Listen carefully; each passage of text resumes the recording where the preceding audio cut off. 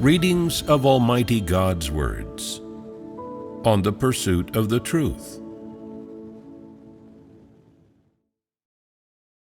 How to pursue the truth. 26. When I converse with people within normal humanity, the issue of the conversation not flowing smoothly often crops up. What do I mean by not flowing smoothly? Sometimes, when I'm engaging and chatting with someone in a perfectly normal way, they overcomplicate or overthink things, and the conversation just can't continue. If it can't go on, what do? I just stop engaging with that person. I find someone who can engage with others, who knows how to communicate and chat, who has the thinking of normal humanity, and then chat and engage with them instead.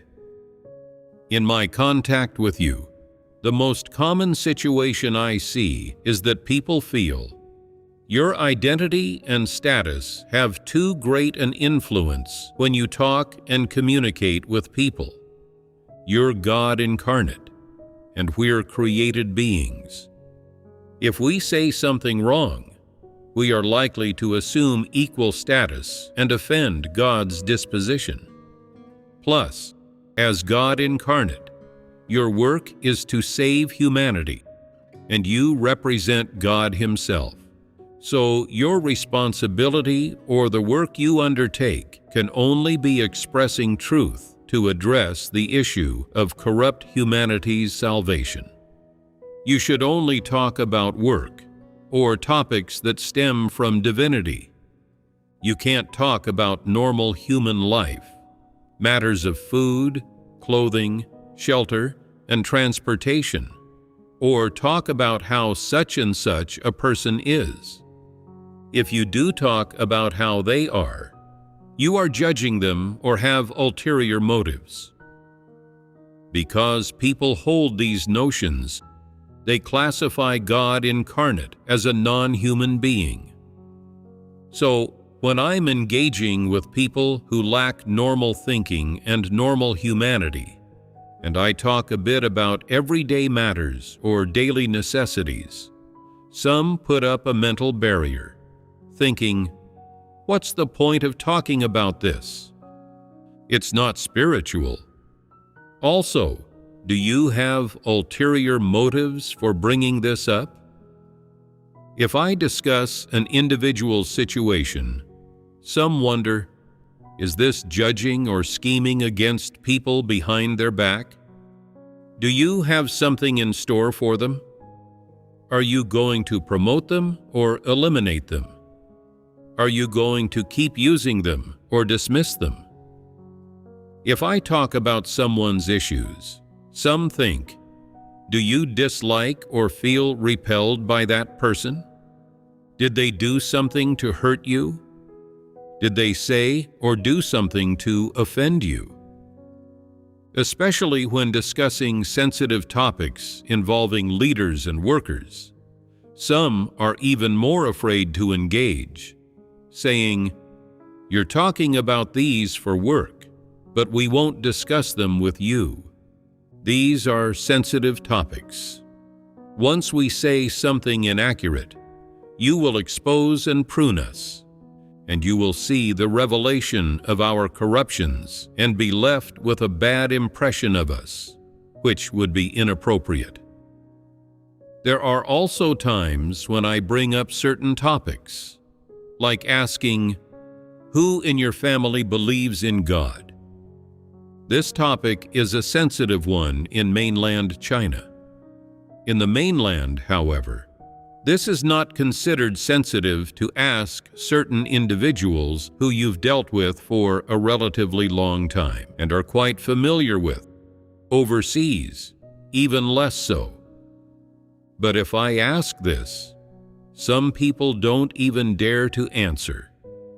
They ponder, are you trying to dig into my background by asking who in my family believes? If I ask, How many people are in your local church? Who's the church leader? They think, "Oh no, are you trying to find out about the church? I can't talk about this with you. If I say something and the church leader finds out, there'll be trouble."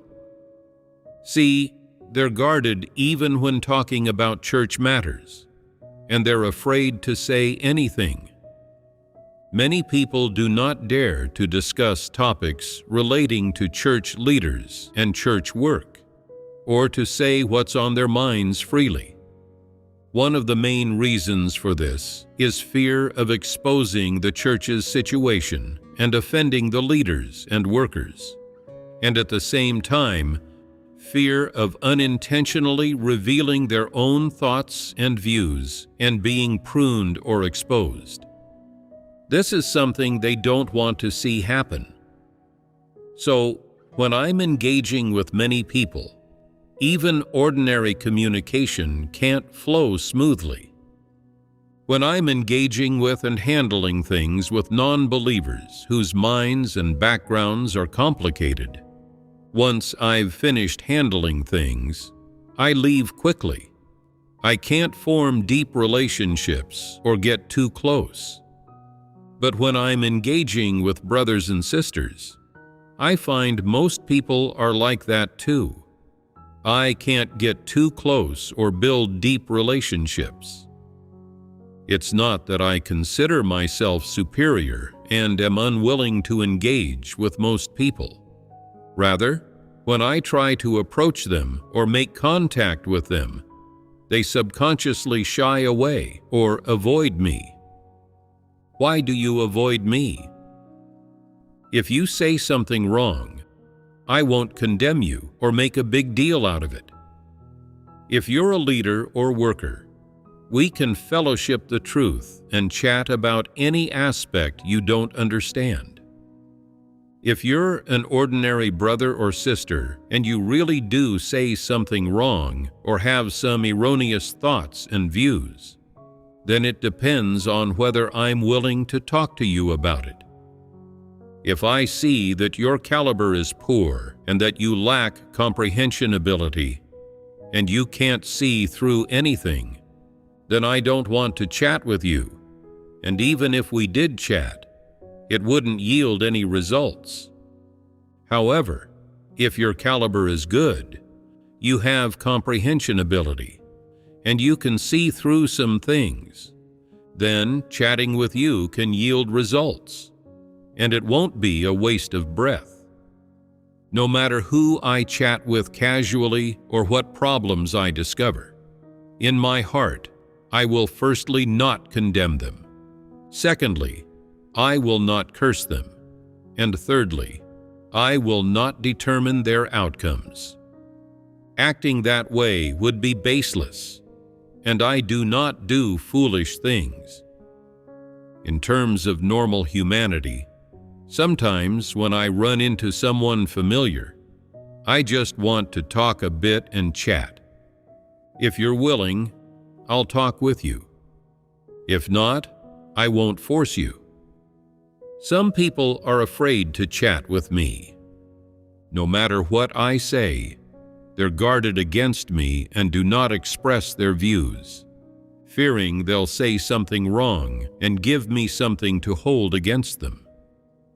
If I see you're unwilling to speak what is in your heart, I'll stop at the appropriate point. If you're always guarded against me, always afraid I am scheming against you, then I won't be inclined to talk with you. Tell me, is this rationality of mine normal? When I talk and communicate with someone, there'll always be some kind of context. For example, if you're responsible for animal husbandry on a farm, we'll talk about animal husbandry. If you're a church leader, we'll discuss church matters, matters relating to the brothers and sisters, what the current states of the brothers and sisters are like, or how church life is. If you're a gospel preacher, then we'll talk about gospel work. This is engaging with people within the scope of normal humanity, and this is part of my work as well. Some matters don't involve church work, but are still the general affairs of God's house. It's normal to chat about these things when we meet. You're handling matters and doing your duty in God's house. So when we meet, I should greet you and chat with you and see if you have any difficulties. Sometimes, during casual chats, I ask something like, "The temperature has dropped the past couple nights. Has your place been chilly?" Some don't want to hear this, thinking, "We're adults. Do we need you to worry about us?" Good intentions go unappreciated, right? Other times, when I go to the kitchen, I ask, "How are this year's vegetables?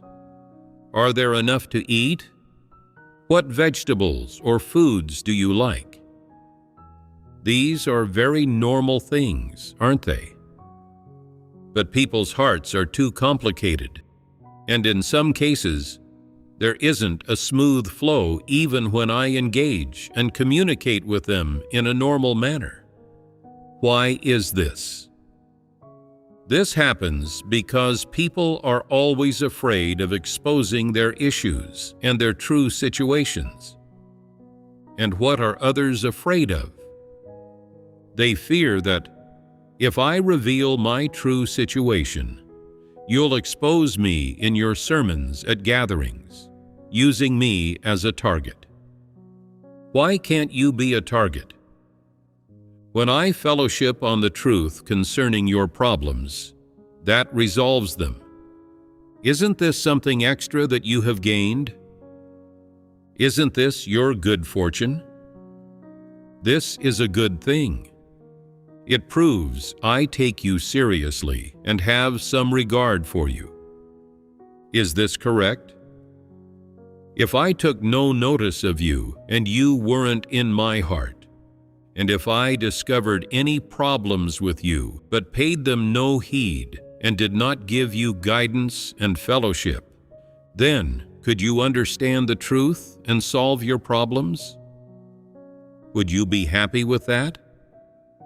If you were satisfied with that, thinking, "None of the issues God exposes relate to me, so this proves that I have no problems." If you experience God's work in this way, you would not be someone who pursues the truth. Some people, after years of faith, have never been pruned at all. They have never served as a foil even once. Yet they feel proud and fortunate, thinking they're very good, that they have no problems, and that they'll certainly be saved. Isn't this very troublesome? Such a person definitely cannot gain salvation. People with the thinking of normal humanity, when communicating and engaging with others within normal humanity, will follow the sense of conscience and reason of normal humanity. With this sense, they have a minimum standard and principles in how they treat others. When you talk and engage with people within the thinking of normal humanity, on the one hand, people can sense that you have an awareness of the conscience of humanity. On the other hand, you act with a sense of propriety so you are not disagreeable to others. And another important point is that when you communicate and interact with others, they will benefit from the words you communicate and gain some things that humanity needs. This is what we call engaging and communicating with people. What is meant by communicating? In plain terms, it's having a casual chat. Most people don't know how to have a casual chat. As soon as they speak, they are prone to arguments and verbal spats. or they show off and lecture others to have them obey. Those with a bit of eloquence want to preach to others and act as their teacher as soon as they open their mouth. These manifestations are all revelations of corrupt dispositions. People with corrupt dispositions cannot have casual chats with others normally. Even if they speak normally for a while, it can't last. At some point, they'll start arguing, getting red in the face, and completely caught up in it. This is not normal casual chatting. A normal casual chat is definitely not debating right and wrong, or quarreling and bickering, much less judging or condemning people. Let's define a casual chat. It is the exchange and sharing of information. This is what we call a casual chat. Is this definition accurate? Accurate. In what way is it accurate? The exchange and sharing of information is built on the foundation of the conscience and rationality of normal humanity. Look, how do people with conscience and reason chat and communicate? They don't argue, and they are able to respect one another, benefiting the other person. After hearing what the other has shared, they gain some new information.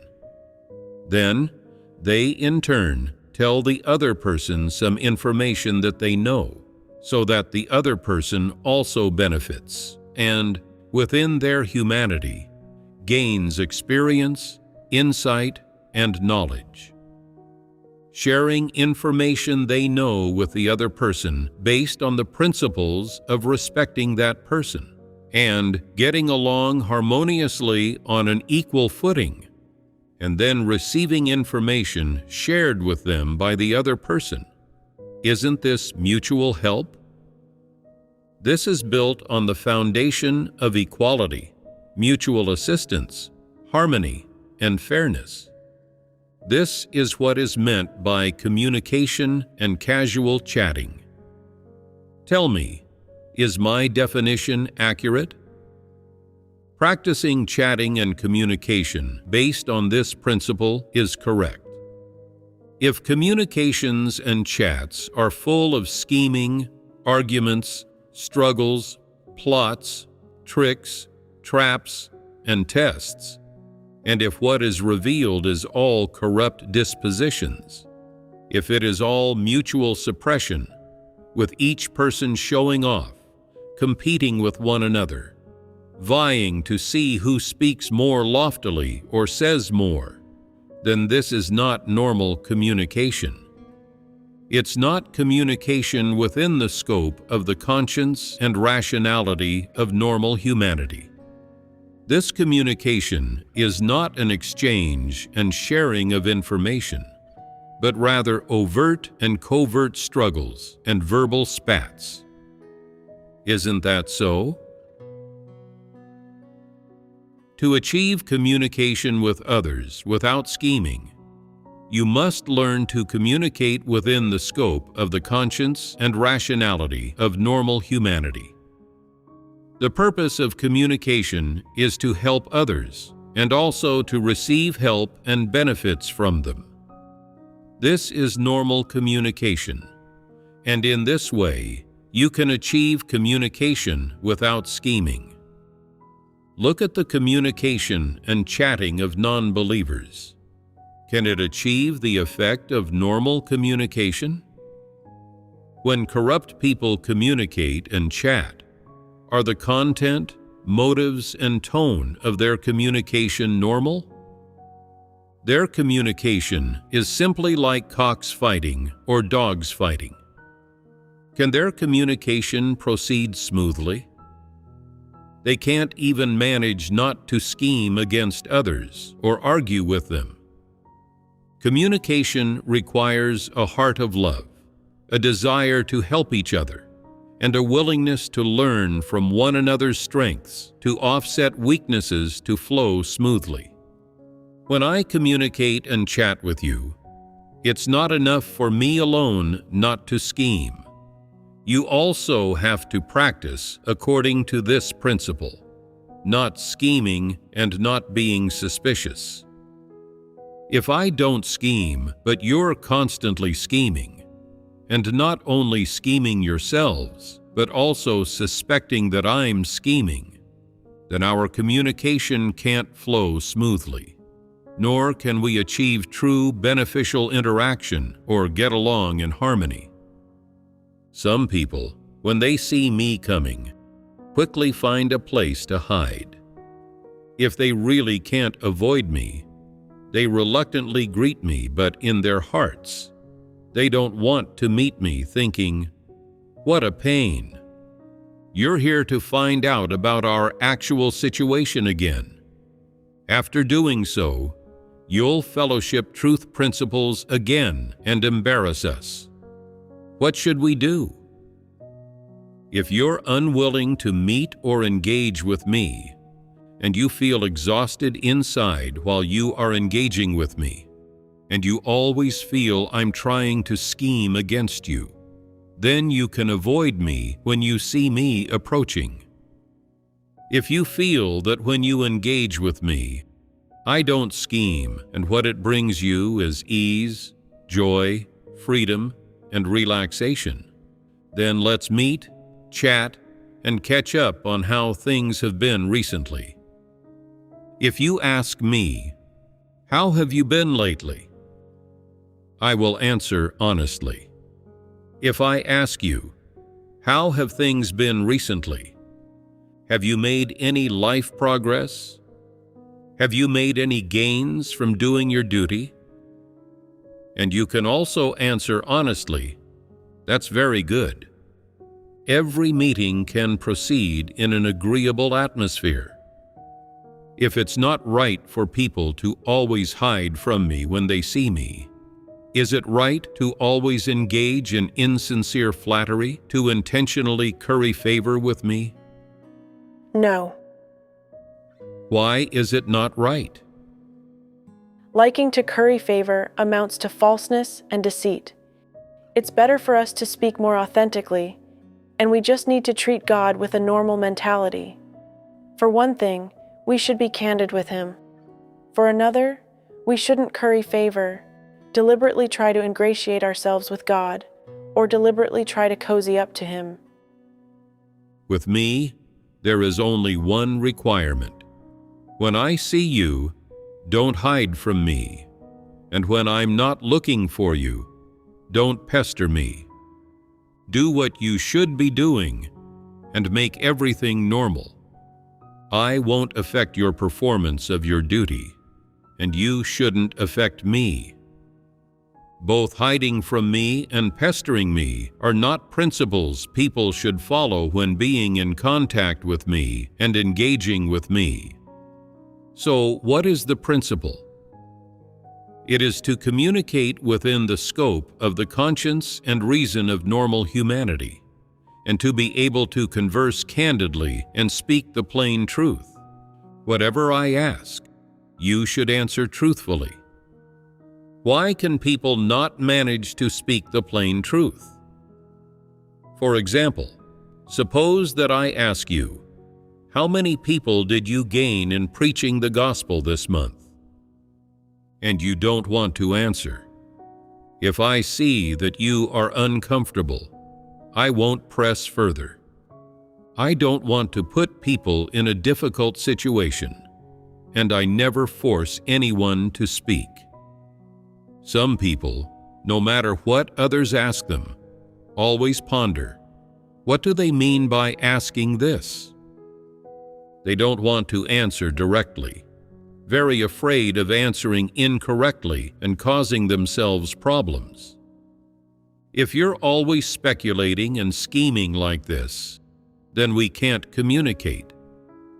You don't need to always scrutinize the meaning of my questions, nor should you scheme against me. If you can be simple and open yourself up to talk about what's in your heart, then we can communicate with each other. Is this easy or not?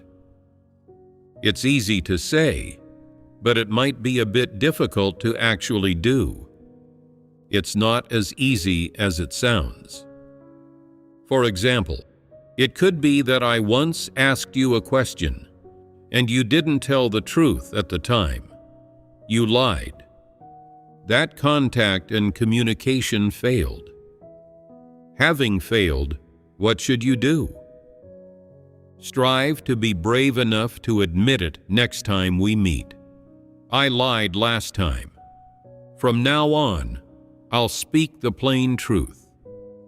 Then I will encourage you. I'll applaud you and give you a thumbs up. You have succeeded in practicing the truth and being an honest person. Isn't that great? When it comes to fellowshipping on the topic of not scheming, no matter how many examples are given, what's being told to you is one principle. Do you know what that principle is? Don't use the perspective of corrupt humankind to measure God or be suspicious of God. That's right. Don't treat God with the perspective of corrupt humankind. So, what principle should be followed? Treat God as God. Is it not okay to treat him as a human? Is it not okay to treat him as a normal, ordinary person? Regardless of whether you treat him as God or as a human, the most important principle for interpersonal engagement is to be candid with each other. When I speak and handle matters with you, I don't scheme against you, and you should also be candid with me. So, if someone schemes against you, should you also scheme against them? If someone schemes against you, you should also treat them according to principles. That's the right way. It's not just that I don't scheme against you, so you are candid with me, without scheming or suspicion. Rather, even if others scheme against you, you can still act and handle matters according to the truth principles. This is abiding by principles. Some people say, "They schemed against me. How can I not retaliate?" If I don't show them what's what and just let them bully me like this, then won't I lose out? Am I that easy to push around? Tell me, does their reasoning make sense? An eye for an eye, a tooth for a tooth. This makes sense among the people of the world. But if gauged by the truth, this statement is wrong. Their scheming against you is an evil deed. If you retaliate in turn, using the same method to scheme against them, in God's eyes, the essence is the same. Both are evil deeds. God won't say that because they schemed against you. You fighting back is completely justified and in accordance with principles, and not an evil deed. God doesn't look at why you schemed against them. He looks at whether your act itself is a scheme, whether it's an evil deed, and at whether you treat this matter by gauging it by the truth or by human moral views. If the matter is gauged by human moral views, then an eye for an eye, a tooth for a tooth would be deemed appropriate. They schemed against you first, so it's reasonable for you to retaliate and scheme against them by using the same means, and they should accept such consequences. If measured from a human perspective, using human moral views, it's not wrong. And if gauged by the law, perhaps it's not illegal. But in God's eyes, this runs contrary to the truth. Anything that runs contrary to the truth is an evil deed and is condemned in God's eyes. even if you fighting back is legitimate, God will not refrain from condemning you just because you fighting back is reasonable and morally justified. God will look at the way you treat them after they scheme against you. If you treat them in the same way, God will condemn you. But if you treat them according to the truth principles and treat them fairly and justly in the manner God taught you, then even though morally people may have notions and condemn you, and legally you may be convicted, in God's eyes, God says that in this matter you acted in accordance with principle and that it's not an evil deed. He will not condemn you. If you can treat people according to the truth principles, this is practicing the truth. You shouldn't treat Christ according to your notions and imaginings or based on your corrupt dispositions, or use plots and tricks against him. It should be like this in how you treat people as well. If you can treat Christ, this ordinary person, correctly, then in the same way, you can also treat others correctly. No matter who a person is, you should adopt the right attitude in how you treat them. This way, your principles and methods for treating people will be correct.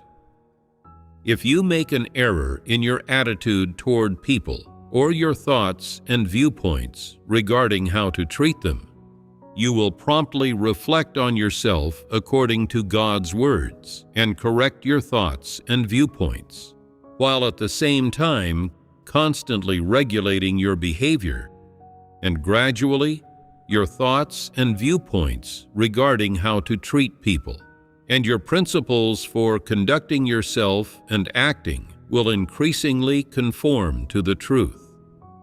When the truth principles become your life, your corrupt disposition will have been cast off and transformed, and you will be able to treat people fairly and justly, and in a manner which accords with God's intentions. If they don't scheme against you, you think it's right for you to not scheme against them. But if they scheme against you, and you can refrain from scheming against them, instead seeking the truth and treating them according to the truth principles, isn't that progress? Isn't that transformation? If they scheme against you and you also scheme against them, aren't you walking the same path as the one who schemes against you? In that case, what's the difference between you and the people of the world? There has been no change in your views on people and things, or the viewpoints behind how you conduct yourself and act. These are not based on God's words or the truth principles, but on the principles of the people of the world. Whoever schemes against you, you scheme against them. An eye for an eye, a tooth for a tooth. You are no different from people of the world, from non-believers. If, regardless of whether someone schemes against you or not, you never scheme against them, but rather treat them according to God's words and according to the truth principles, then this stance and perspective are correct. This is practicing the truth. In the age of grace, what did the Lord Jesus tell people? If someone strikes you on your right cheek, what should you do? The Lord Jesus said, "Whoever shall smite you on your right cheek, turn to him the other also." Some people say, if they hit me, I'll hit them back. If they hit my left cheek, I'll hit their left cheek. If they hit my right cheek, I'll hit their right cheek. This isn't condemned either morally or legally. God says, wrong. If they hit your left cheek, turn your right cheek to them also. Don't hit back. Can you do that? regardless of whether God's requirement is acceptable in human eyes. Perhaps to some people, this is a foolish saying, a silly practice. This is God's requirement of you. Can you do it? You say, I can't do it. If they hit my left cheek, I must hit them back, or my pride and dignity will be gone, and I will have utterly lost face. No matter whether this statement of yours stands up among corrupt humankind, if in God's eyes your statement is wrong, your viewpoint is wrong, and your behavior is wrong, then your behavior is condemned in God's eyes. What's the reason it is condemned? It's because you didn't listen to God's words.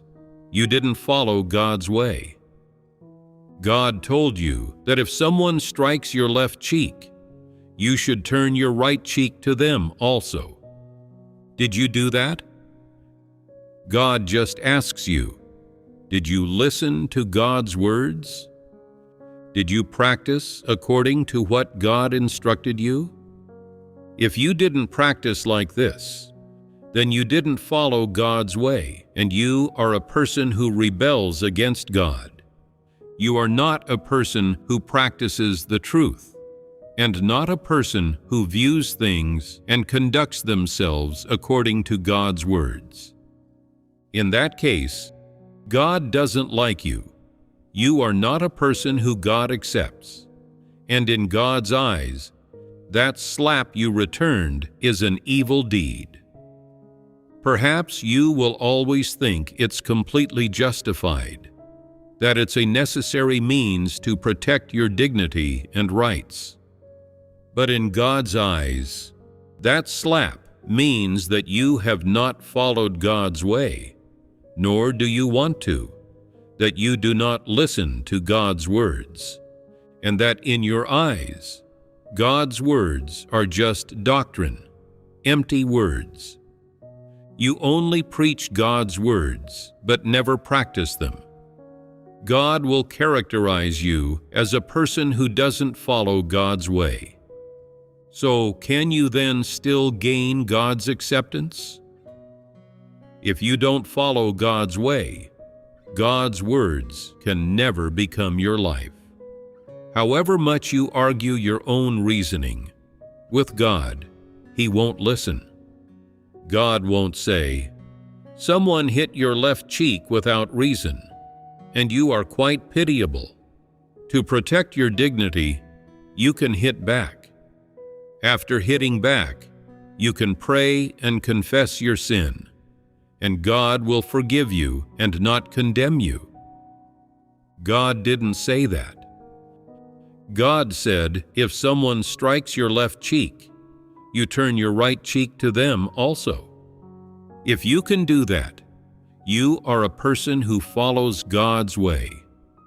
If you can't, in God's eyes, you are a person who rebels against God, a person who doesn't practice God's words or follow God's way, an evil person. What is God's attitude toward evil people? God says, "Depart from me. I do not know you." God doesn't want such people. Understand? The same applies to scheming. You say, "They schemed against me, so what's wrong with me scheming against them?" You scheming against people is simply wrong. In what way is it wrong? It's wrong because scheming itself is an evil deed, not a good one. So, when they scheme against people, God condemns them. If you do the same, God will condemn you in the same way. You should act in a way that is free of scheming, in a way that God accepts. Your duty is to practice according to the path and principles for practice that God has told you, not to argue your own reasoning or to protect your personal dignity or face. Your personal face, status, and dignity are not important. What is important? What's important is whether God's words are implemented in you, whether God's words have become your life, whether you have lived out God's words, and whether God's words have been fulfilled in you. Understand? Some people say, "They swore at me, so I'll swear at them back." Is it right to say this?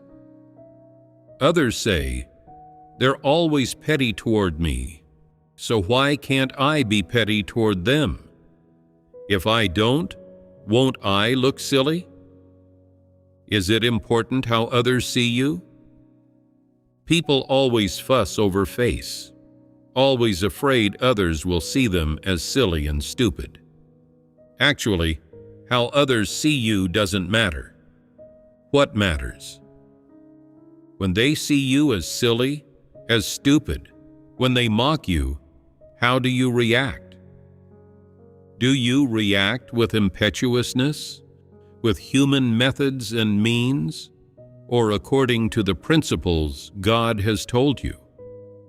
Have you practiced according to God's words? Have you held fast to your duty? Just because they laugh at you and call you silly, you throw a tantrum and give up your work. You see me as silly, so I won't do it anymore. You're not doing it for them. If you gave up your duty, what would God say? Because someone called you silly, you gave up the duty I entrusted to you. You have no loyalty. God will see it this way. If you truly have God in your heart, if you truly have loyalty to God, then if someone laughs at you and calls you silly, you should first ponder. You say I'm silly, you say I'm stupid, and you laugh at me behind my back. I won't argue with you, and I won't hold it against you. I am foolish, and my caliber is poor, but God has exalted me and doesn't disdain me. This duty wasn't given to me by you.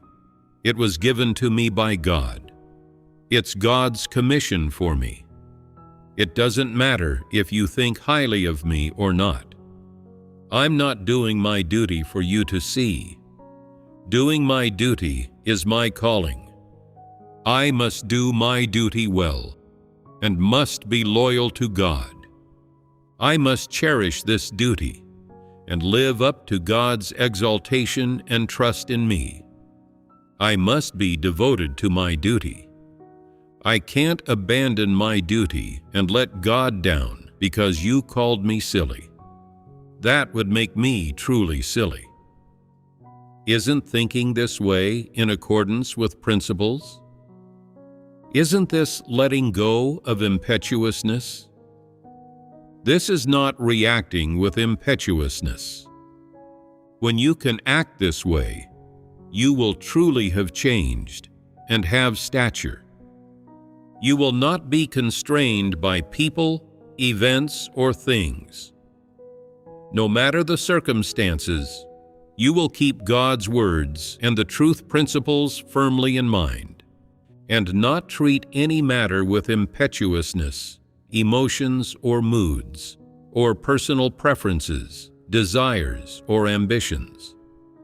God's words will be the highest and greatest things in your heart. And when anything happens, you will first seek God's words.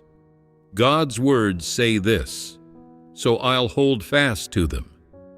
It doesn't matter if others see me as silly. What matters is how God sees me. Although I'm foolish and my caliber is poor, God has still entrusted me with a duty to do.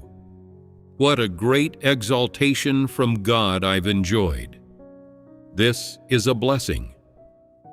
If you can treat the things you encounter according to God's words, you will know how to practice in accordance with the truth principles.